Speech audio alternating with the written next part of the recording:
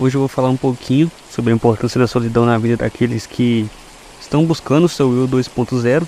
Lembrando, solidão é uma coisa e solidão é outra. Sim, solidão é uma coisa e solidão é outra, no sentido da palavra que eu digo no vídeo. Bom, em seu livro Solitude, o filósofo Philip K. define a solidão como um trecho de experiência desvinculado de outras pessoas em percepção, pensamento, emoção e ação. A solidão é simplesmente um mundo experiencial no qual outras pessoas estão ausentes.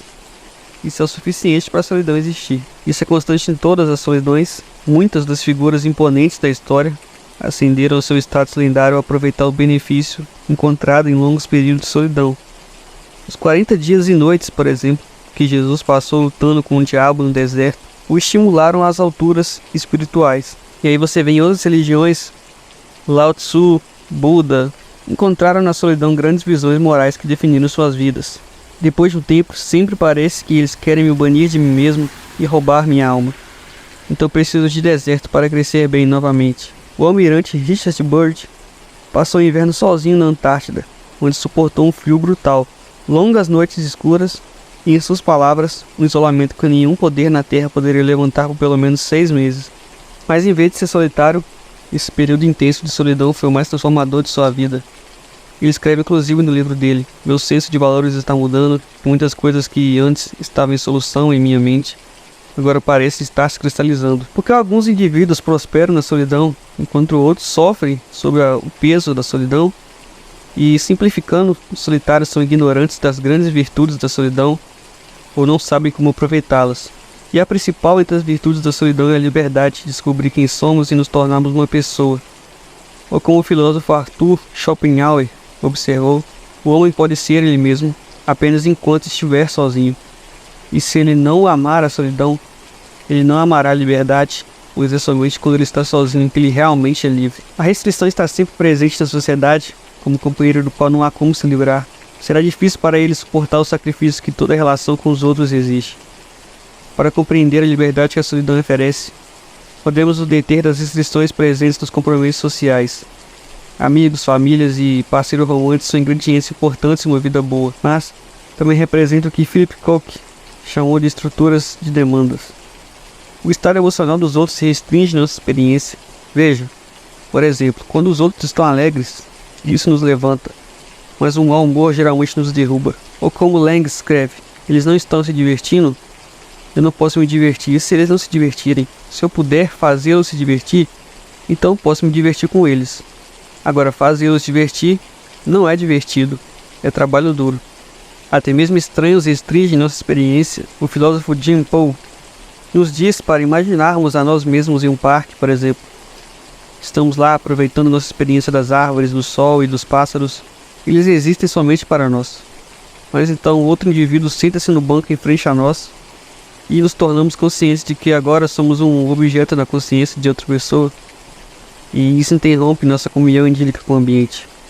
De forma análoga, o psicólogo William James apontou que o sentimento decepcionante que surge em um caminhante solitário, quando ele vê outro caminhante se aproximando à distância, ele imediatamente se sente mais autoconsciente e menos livre, menos capaz de simplesmente ser. Foi isso que Sartre quis dizer com a frase: o inferno são os outros. Ou como Sartre escreveu: pela mera aparência do outro, sou colocado na posição de fazer um julgamento sobre mim mesmo como um objeto, pois é como um objeto que eu pareço para o outro. Todas essas restrições estão ausentes na solidão, por a solidão é caracterizada por descontrole e uma liberdade que é inacessível no engajamento social. Na solidão, somos livres para aproveitar nossos arredores sem a consciência perturbadora de que somos objeto no campo perceptivo de outra pessoa. Somos livres para fazer o que queremos quando queremos, podemos pensar ou sentir qualquer coisa e seguir nossas paixões, sem nos preocupar com o que os outros vão pensar de nós ou se estamos atendendo às suas expectativas ou demandas. Simplesmente livres. Ou como Philip observou: eu vou e venho com uma estranha liberdade na natureza, tão verdade, mas por quê? Um ponto óbvio é a fuga dos controles sociais que governam toda a vida interpessoal. A liberdade da solidão é valiosa por si só, mas também como um meio de autodescoberta e lógico, porque todos nós visamos o crescimento pessoal. Pois quando sozinhos e ausentes das restrições sociais que limitam nossa experiência, podemos nos envolver no que Philip K. chamou de sintonia com o eu. Depois de um longo e difícil relacionamento, a romancista May Serton, passou longo tempo em total solidão e, como ele escreveu em um jornal, eu comecei a ter indícios de que agora um retorno a um eu profundo que foi muito absorvido e muito mal interpretado para funcionar por um longo tempo. Ou como o filósofo americano Thomas Merton ecoou em The Silent Life: nem todos os homens são chamados para serem eremitas, mas todos os homens precisam de silêncio e solidão suficientes em sua vida para permitir que a voz interior profunda de seu próprio eu verdadeiro seja ouvida, nem que seja ocasionalmente. Quando essa voz interior não é ouvida, a vida é sempre miserável e exaustiva. Se o homem é constantemente exilado de seu próprio lar, trancado fora de sua própria solidão espiritual, ele deixa de ser uma pessoa verdadeira.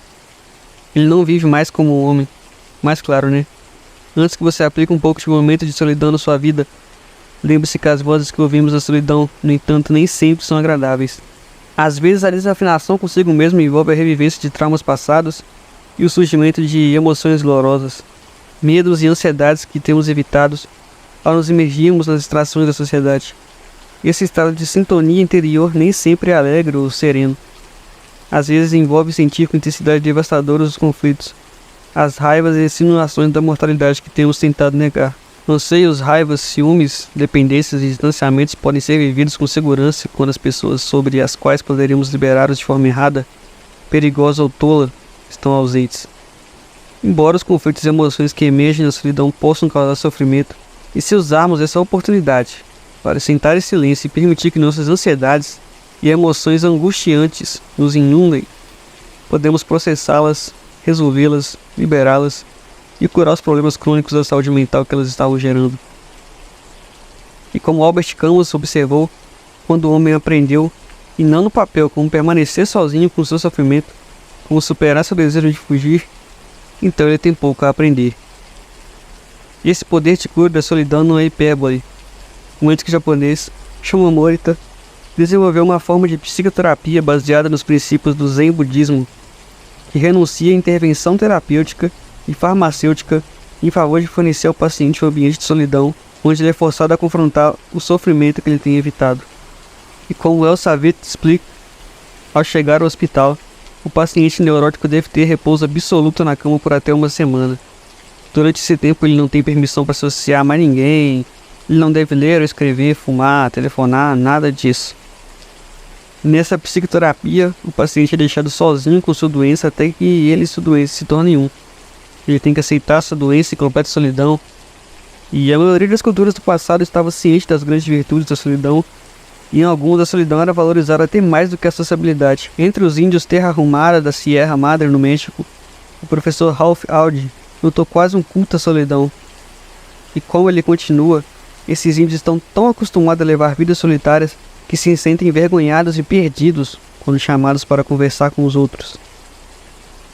Esses índios estão tão acostumados a levar vidas solitárias que quando se sentem envergonhados e perdidos quando chamados para conversar com outros, mesmo em culturas onde a vida era mais comunitária, eles entravam em longos períodos de solidão para facilitar grandes transições de vida. Um exemplo, as buscas solitárias eram parte integrante dos ritos de passagem pelos quais um garoto adolescente fazia a transição para a idade adulta. Em um dos ritos de passagem, um garoto era levado para um acampamento isolado no deserto e lá ele permanecia sozinho, às vezes por meses. Tudo que ele precisava para sobreviver, ele fazia ou encontrava sozinho. Ele caçava, forrageava, se protegia dos predadores e enfrentava seu medo desconhecido dessa escuridão. Ele passou por uma sintonização consigo mesmo, confrontou e superou sua solidão, ansiedade, dependências e transformou sua mente de um inimigo indisciplinado em um amigo confiável. Somente aqueles que tiveram sucesso nessa busca solitária foram considerados pela comunidade como homens de verdade.